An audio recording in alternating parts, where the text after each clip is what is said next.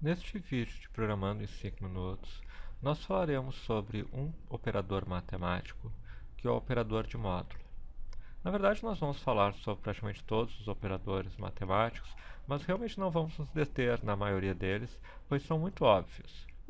Aqui no Chrome, digitando About Blank, temos uma página em branco. Digitando F12, nós abrimos o nosso console JavaScript. Aqui, console. E operadores, por exemplo, o mais, é algo que nós já vimos na matemática, no primeiro grau, etc. Então, quando eu atribuo uma variável um número, eu posso atribuí-lo um número mais o outro. Eu posso atribuí-la a ela mais um número.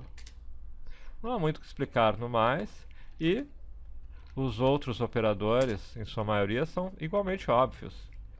X vale 4, x vale 4, e eu digito x asterisco, que é o vezes 2, ele vale 8. Se eu uso ele barra 2, ele volta a valer 4. Um pouco menos conhecido e pode mudar entre linguagens é o exponencial. Se eu digo x asterisco asterisco 2 em JavaScript, eu estou levando ele ao quadrado. X passa a valer 16. Mas o operador que eu quero me deter, que é menos utilizado na matemática em si, e que, portanto, para quem nunca programou, é algo que tem algumas novidades e tem alguns usos interessantes, é o do módulo. Se eu digitar 16x, vamos pegar aqui diretamente, 16 módulo 10, ele me retorna 6.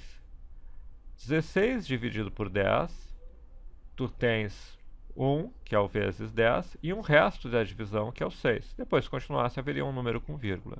O módulo pega o resto da divisão entre esses dois números.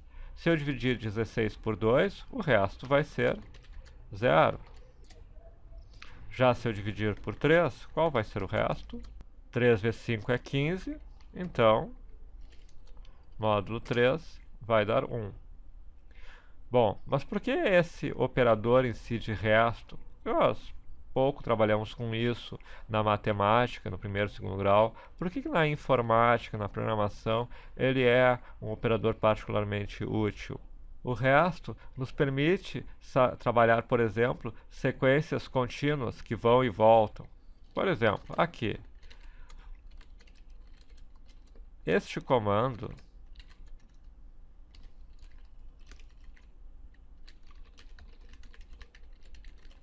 vai fazer o quê? Este for é um para, de uma variável i que começa em 0, vai subindo, 0, 1, 2, 3, e cada vez testa com esse comando do meio. Então, quando eu faço isso, ele me dá um console log, que vem aqui, 0, 1, 2, 3, 4, 5, 6, 7, 8, 9, que é o valor de i. O i começa em 0, ele imprime i, vai para 1, vai para 2, vai para... Quando ele chega em 10, ele sai deste comando. Meu objetivo aqui não é trabalhar o comando for em si, a gente tem outros vídeos que trabalham com ele. Mas eu posso ter, por exemplo, não o console log de i, mas o console log de i %2. O que eu tenho? Uma sucessão de 0 e 1. Se eu fizer ele %3, eu tenho 0, 1, 2, 0, 1, 2, 0, 1, 2. Isso pode ter várias situações em que seja útil. Talvez a gente tenha uma tabela que a gente queira mudar de cor entre as linhas. Talvez a gente queira fazer 3 testes diferentes numa sequência, intercalados. Então, esta é uma situação típica do uso do comando de resto. Ele pode ser usado também quando temos uma sequência e que de tempos em tempos nós queremos que um teste seja feito, por exemplo. Queremos um teste a cada 10 vezes em que nós temos uma sequência dessas. Vamos ver aqui. Por exemplo, vamos dizer que fosse até 100, que nós tivéssemos esse console log de i e que se i %10 igual a 0, eu coloco console.log teste. O que eu estou dizendo? Eu vou até 100, mas que a cada 10 eu quero que uma situação ocorra. O que eu tenho?